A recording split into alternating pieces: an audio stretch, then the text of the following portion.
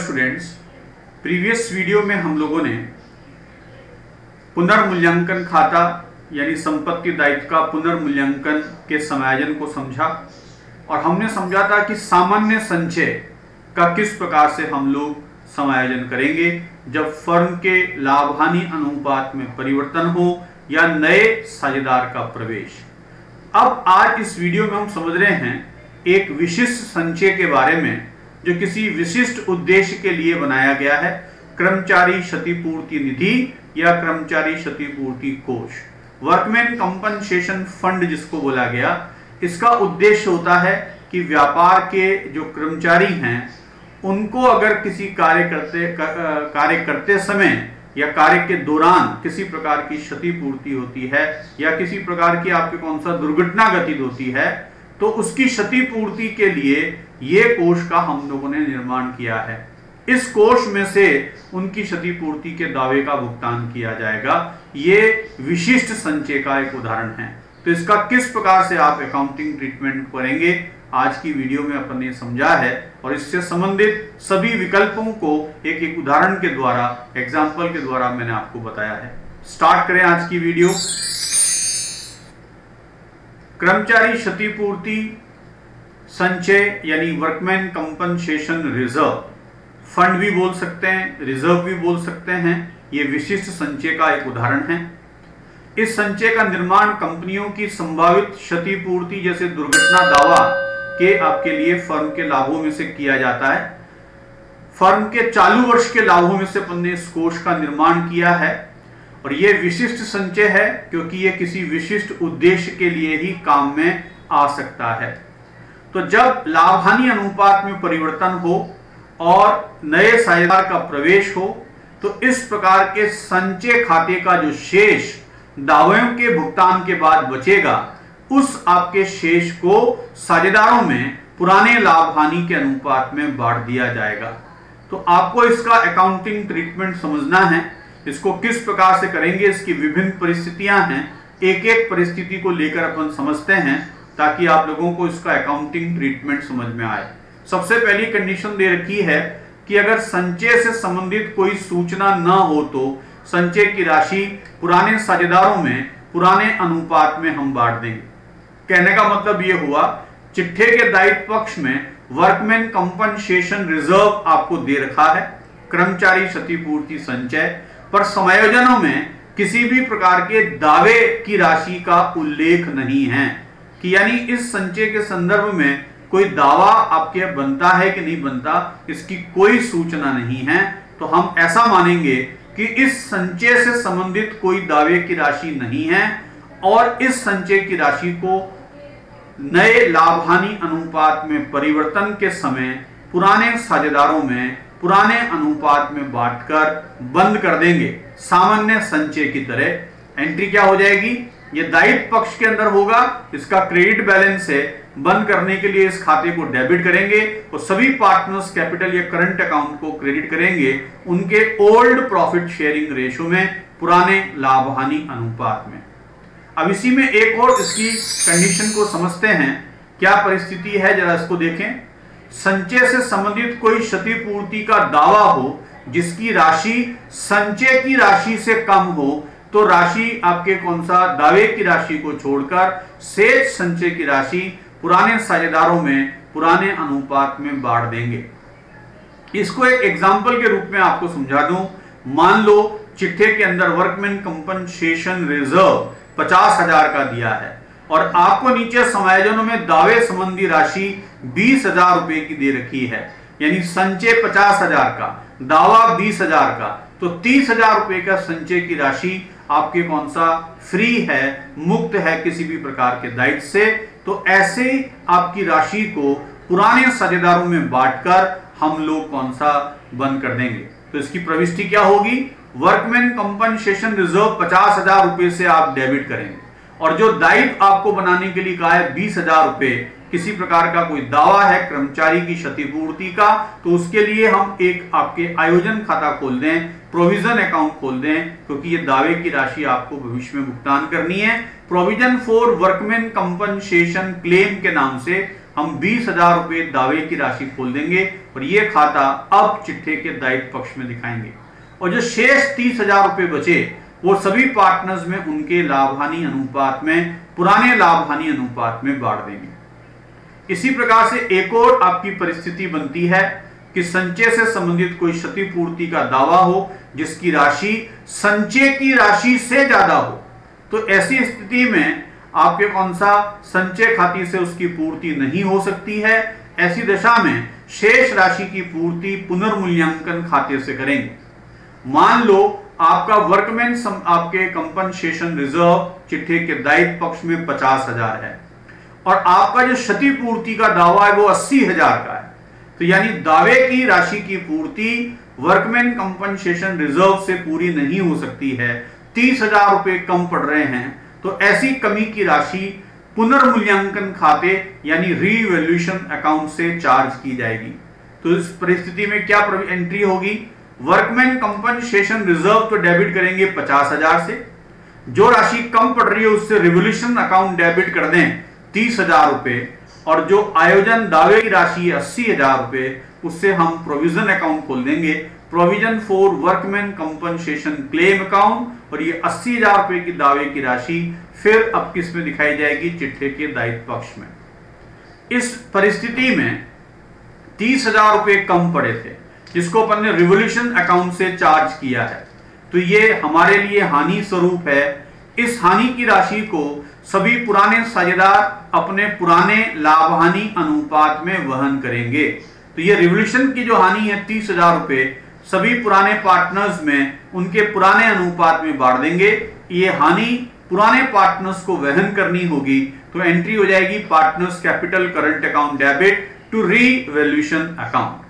तो इस प्रकार से इस परिस्थिति में आपको ये दो एंट्रियां करनी होगी।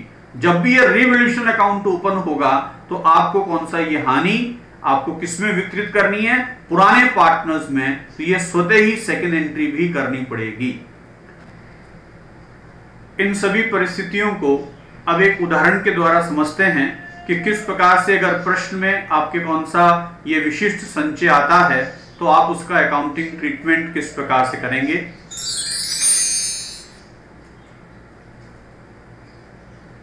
आपको एक उदाहरण दिया है कि ए और बी एक फर्म में 5:4 के अनुपात में साझेदार हैं। वे 1 अप्रैल को सी को 1/4 हिस्से के लिए फर्म में प्रवेश देते हैं। उस दिन आपके कौन सा चिट्ठे के दायित्व पक्ष में वर्कमैन कंपनसेशन रिजर्व 9,000 रुपए का आप लोगों को दे रखा है। ये विशिष्ट संचय है, आपको ये समझ जाना चाहिए। और जब भी नए पार्टनर्स का प्रवेश हो या लाभ हानि अनुपात में विद्यमान साझेदार परिवर्तन करें तो आपको यह समायोजन किस प्रकार से करना है जरा देखें। सी के प्रवेश के समय निम्न दशा में कर्मचारी क्षतिपूर्ति संचय के संदर्भ में क्या प्रविष्टि करेंगे वो आप लोगों से कहा गया है। क्या क्या परिस्थितियां हैं, मैंने सभी परिस्थितियों की एंट्री अलग अलग आपको समझाई है अपने आंसर्स में।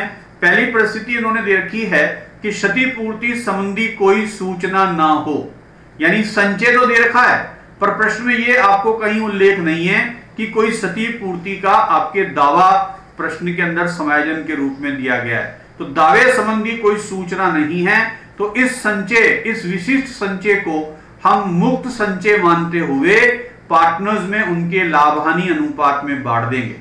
ये दायित्व पक्ष में है तो इसका क्रेडिट बैलेंस होगा, बंद करने के लिए इसको डेबिट करेंगे और पुराने पार्टनर्स ए और बी में इनका पुराना अनुपात 5:4 में बांटकर इसको बंद कर देंगे।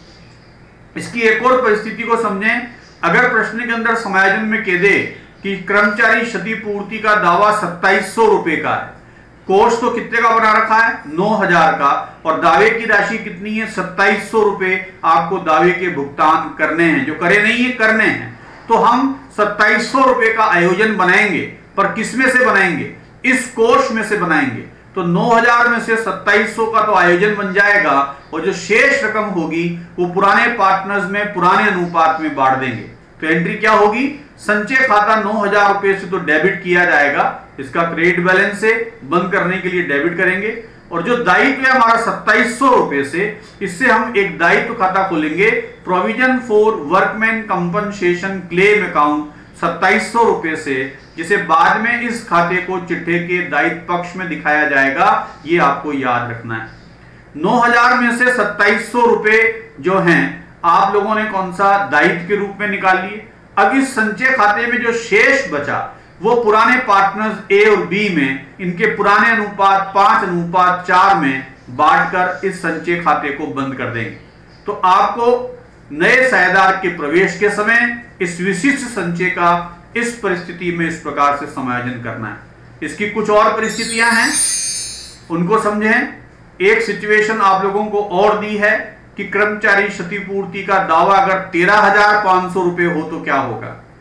आपका कोष कितने रुपए का है, वर्कमैन कंपनसेशन रिजर्व दे रखा है 9,000 का, और जबकि दावे की राशि आपको यहां पर कितने की दी है, 13,500 रुपए की दावे की राशि दी है। इसका मतलब दावे की राशि ज्यादा है और कोष आपका कम है।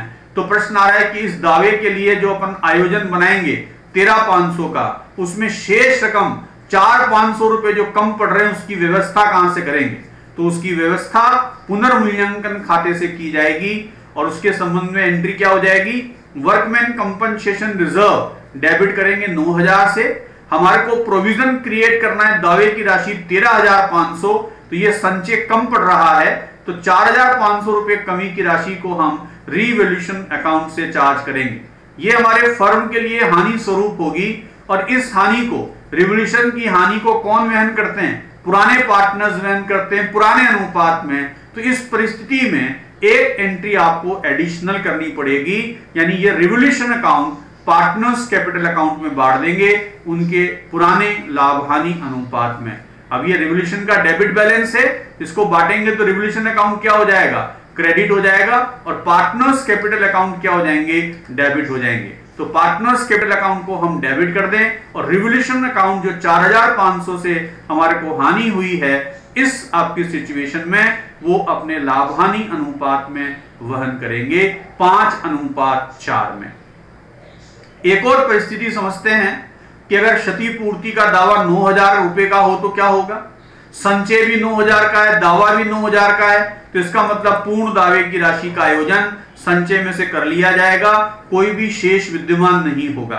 तो वर्कमैन कंपनसेशन रिजर्व डेबिट करके बंद कर देंगे और इस आयोजन की राशि पूरे 9,000 रुपए संचय से अपन ने क्या करिए, समायोजित। तो इस संचय की राशि को जो प्रोविजन अकाउंट बनाया वो चिट्ठे के दायित्व पक्ष में दिखाया जाएगा और वर्कमैन कंपनसेशन रिजर्व बंद हो जाएगा। जितना संचय था उतना ही दावा था, तो आपका ये संचय खाता बंद हो गया और दावे का आयोजन खाता खुल जाएगा, जिसे चिट्ठे के दायित्व पक्ष में हम दिखाएंगे।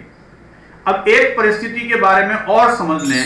कभी कभी इस प्रकार की सिचुएशंस भी बनती है कि चिट्ठे के दायित्व पक्ष में आपको कर्मचारी क्षतिपूर्ति संचय खाते का शेष न दे रखा हो, वर्कमैन कंपनसेशन रिजर्व तो नहीं दिया लायबिलिटी पक्ष में, पर आपके कौन सा समायोजनों में आपसे कह रखा है कि क्षतिपूर्ति का आयोजन करना है कितने रुपए का, 9,000 रुपए का।